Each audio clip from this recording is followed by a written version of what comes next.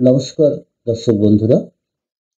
আমরা প্রতিদিন মানুষকে বুঝতে, ভালোবাসতে বা তাদের সঙ্গে মিলেমিশে চলতে কত চেষ্টা করি। বন্ধুদের মনোভাব বুঝি, পরিবারের সদস্যদের যত্ন নিই, সহকর্মীদের সঙ্গে ভদ্র আচরণ করি। কিন্তু একটা সম্পর্ক আছে যেটা আমরা প্রায় ভুলেই যাই।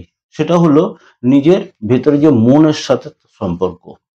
আমাদের মনটাই তো আমাদের জীবনের সবচাইতে ঘনিষ্ঠ সঙ্গী। এই মনই আমাদের আনন্দ দেয়, আবার এই মনই কষ্টের উৎস হয়ে দাঁড়ায়। তবুও আমরা তাকে কখনো বন্ধুর মতো দেখি না, বরং তাকে অবহেলা করি, দমন করি, কখনো বা তার সঙ্গে লড়াইও করি, মনের সাথে লড়াই করি।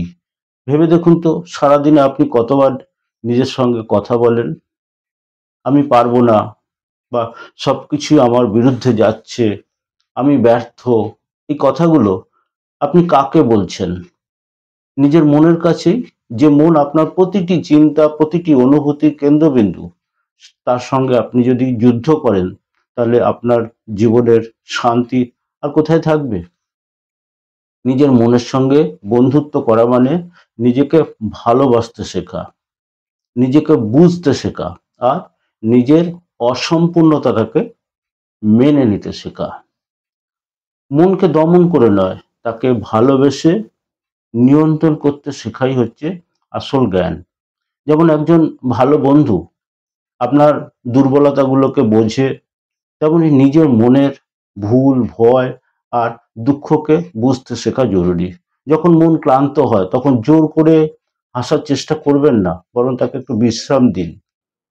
যখন মন দুঃখী হয় তখন তাকে লুকিয়ে রাখবেন না, বলুন, আমি জানি তুমি কষ্টে আছো, কিন্তু আমি তোমার পাশে আছি। মন যখন ভয় পায় তখন তাকে দোষ দেবেন না, তার পাশে দাঁড়ান। ঠিক যেমন আপনি একজন প্রিয় বন্ধুর পাশে যেমন দাঁড়ান, এই মমতাটাই খুব মনের জন্য দরকার। নিজের সঙ্গে মৃদু সংলাপ, এই আন্তরিক বন্ধুত্ব, এটাই আপনার জীবনের ভিতকে মজবুত করে। একটা ছোট্ট বাস্তব উদাহরণ ধরা যাক।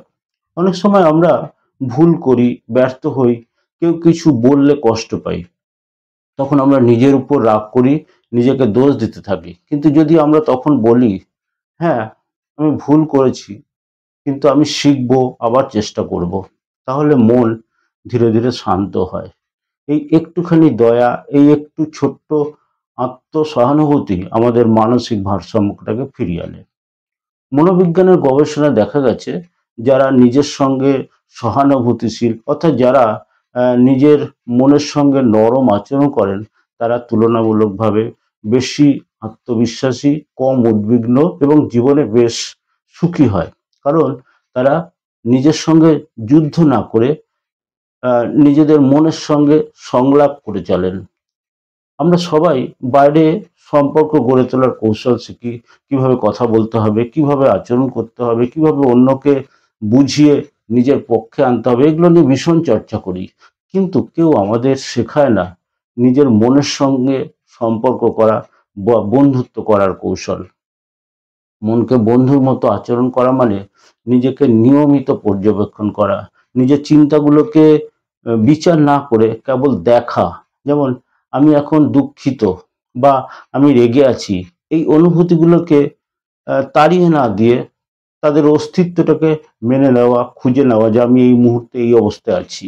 যে মুহূর্তে আপনি নিজের অনুভূতিকে অস্বীকার না করে তাদের উপস্থিতি স্বীকার করবেন, সেই মুহূর্তে মন কিন্তু হালকা হয়ে যাবে। কারণ মন বোঝে তাকে কেউ শুনছে, কেউ তাকে দেখছে। এই বোঝাপড়ার মধ্যেই শুরু হয় নিজের সঙ্গে প্রকৃত বন্ধুত্ব। এই বন্ধুত্বের ফলাফল অবিশ্বাস্য। আপনি ধীরে ধীরে কম রেগে যাবেন, নিজেকে কম দোষ দেবেন, আর জীবনের প্রতি একটা কৃতজ্ঞতা অনুভব করবেন। এক অবিশ্বাস্য ব্যাপার। একজন ভালো বন্ধু যেমন আপনাকে উৎসাহ দেয়, তেমনি নিজের মনও তখন আপনাকে সাহস, ভালোবাসা এবং প্রেরণা দিতে শুরু করবে। আপনি একবার পরীক্ষা করে দেখবেন নিজের মনের সাথে বন্ধুত্ব করে। একজন শান্ত মন মানেই এক শান্ত জীবন। একজন অস্থির মন মানেই অস্থির বাস্তবতা। তাই শান্তির সাথে শুরু করুন, সবসময় ভেতর থেকে, নিজের মনের সঙ্গে বন্ধুত্ব থেকে। আজ একটু সময় নিন, সব কাজ থামিয়ে নিজেকে জিজ্ঞাসা করুন, আমি কি আমার মনের বন্ধু? যদি উত্তরটি না হয়, তাহলে আজ থেকেই শুরু করুন সেই বন্ধুত্ব। নিজেকে ভালোবাসুন, নিজের ভুল ক্ষমা করুন, নিজের প্রতি নরম হন। কারণ শেষ পর্যন্ত এই পৃথিবীতে সব সম্পর্ক ম্লান হয়ে গেলেই হয়ে যেতেও পারে, একটাই সম্পর্ক সারা জীবন আপনার সঙ্গে থাকবে, সেটা হচ্ছে আপনার নিজের মন। তাই নিজের মনের সঙ্গে বন্ধুত্ব করুন, কারণ সেই বন্ধুত্বই আপনাকে সবচাইতে সত্যিকারের সুখ, শান্তি ও স্থিরতা এনে দেবে। ভিডিওটি ভালো লাগলে প্লিজ লাইক, শেয়ার, কমেন্ট করুন। আজকে এই পর্যন্তই। আবার আপনাদের সাথে দেখা হচ্ছে আমাদের পরবর্তী ভিডিওতে। ধন্যবাদ। নমস্কার।